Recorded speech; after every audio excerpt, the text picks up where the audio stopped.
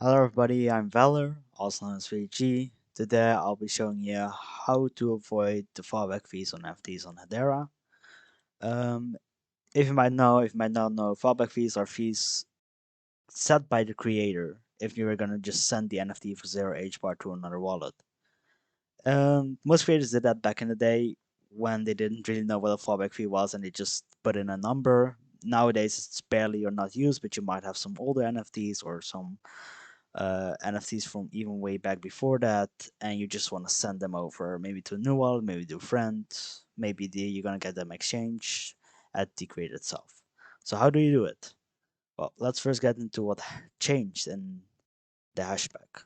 Because the new secure trade has some new features, and that also changed how you do the secure trade in a way to avoid the fallback fees. So the update was 7.0, secret trade v2 was added.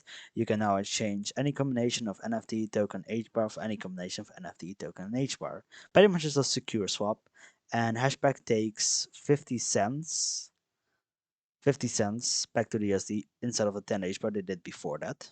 Of course, if you want to send to your own wallet, you don't want to pay 50 cents constantly. So they also added it.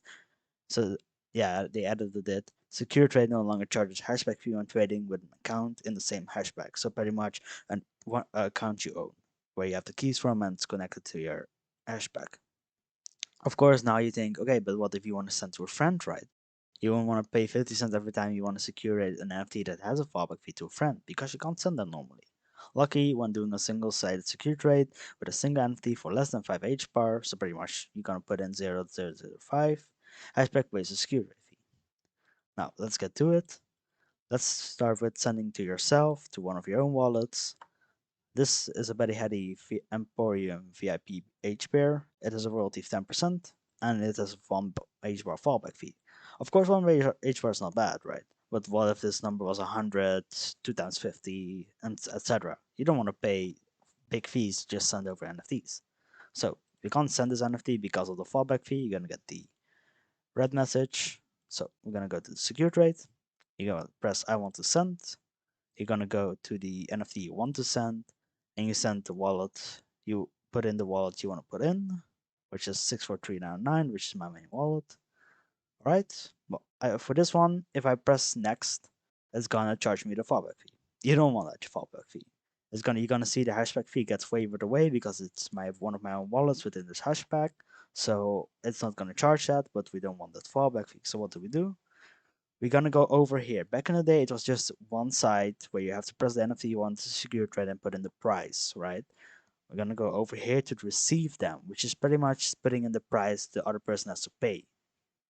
We press Hedera and we put in a very low number. Oh, I have to put in the dot 0.005. What this does is wave away the fallback fee and activates pretty much the royalties. The royalties are 10%, but 10% of this is just adding another zero in between here. Which is very low. And now for a very low price, I can send this over to my own wallet by pressing confirm.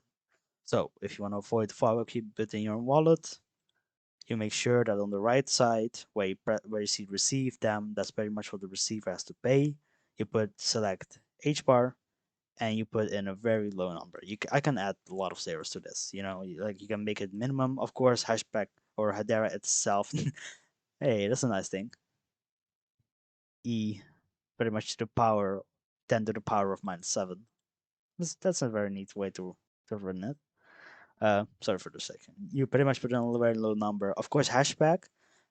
Once you generate this code, there's a scheduled transactions gets created. So you pay for the scheduled transaction creation, and the receiver also pays for the signing of scheduled transaction. It's not a lot of H. It's not any existing H bar. If you refresh scheduled transaction create, it's literally a tenth of an H bar that you pay for creating this secure trade. Now you go over to the now I go over to my main wallet where I will receive the NFT. Takes a few seconds for me because 700 NFTs is kind of a lot for Hashback to load in. Let's go to secure trade. I'm receiving, and we're gonna put it in. Next, so you'll see it's gonna load. It's gonna load up the NFTs. It's gonna put in the very low H bar amount. There are no hashback fees. The royalties are still 10% of this, so that's going to the creator. And but it's very small, right? So you press approve, and now you've avoided the fallback fees within your own wallet. It's a very easy step, but like back in the day, it was less info, and you had to deal with another pretty much another section in the secure trade, so it gets very confusing for people, and I get it. It was very confusing. A lot of people ask me, "Hey, do we have to pay fallback fees right now?" Because it's a lot of fees. Just saying. Now, it's in here. If you can see, also paid 26 secure trade, scheduled transaction sign costs a hundred of an yeah, a hundred of an H bar to sign the transaction, scheduled transaction, and the security itself costs non-existent money. All right, now how do you do that when you want to send it over to a friend? It's pretty much the same thing. You activate the security rate. I want to send the NFT. I select the Betty Hattie. I'm gonna put in my friend's wallet. There's a friend's wallet to associate this NFT for this video. And we're gonna press, well, you have to put in this, but I'm gonna show you what happens if you don't do that. If you don't do that, Hashpach is gonna activate its fees, right? Because you're not sending it for some less than 5 H bar in a single sided secure trade. So it's gonna activate its fees, and the fallback fee is still active. Now, what do? You pretty much put in H bar for the other person. You put in a very low number, again, 5, and you press next. What this is gonna do is Hashback notices, oh hey, he's gonna do a single-sided secure trade for less than 5 HBAR, very low amount. At the same time, the fallback fee gets cancelled out because now that the receiver has to pay a certain amount of HBAR, which a 10% royalty will be taken out from. Very low amount, it's pretty much the same thing. And now you can avoid it very easily. Just press confirm, you will create another scheduled transaction, which is just a tenth of an HBAR. I think that fee was what Hashback took on itself, but gotta be real. We should be taking that fee on ours. And we are the ones creating the transaction. We just love Hashback for using it and making it so easy for us. Once you press confirm, it will create the transaction, generate the code, generates the scheduled transaction, and it's pretty much done. You wait for the code, you copy it, and send it over to your friend, then where he can receive it. She can receive it. And that's about it. It's very easy. I like Hashback having changed it. I would have recommended maybe to do press secure trade and have two options where it says single sided secure trade and swap secure trade or something, because then people might see the difference. Their old system was perfect, their new system is good as well. I just will have loved maybe two options here because it's less thinking you have to do, and a lot of people will ask less questions. Well, that was it for today. I'm Valor, and I hope you enjoyed.